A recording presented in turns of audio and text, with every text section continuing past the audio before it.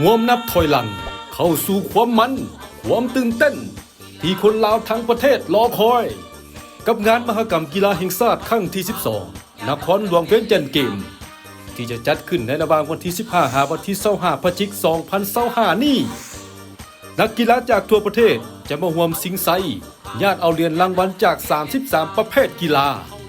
โทรภาพแห่งชาติลาวร่วมกับโทรภาพกองทัพประชาชนลาวจะถ่ายทอดสดบรรยากาศให้ท่านได้รับชมทั้งพิธีเปิดปิดและการแข่งขันกีฬาประเภทต่างๆผ่านทางโทรภาพแห่งชาติลาว21โทรภาพแห่งชาติลาว23 HD และโทรภาพกองทัพประชาชนลาวพร้อมกันนี้ท่านยังสามารถรับชมผ่านทาง Facebook Fanpage ของโทรภาพแห่งชาติลาว21 LNTV 3 HD และข่าวกีฬาลาว National TV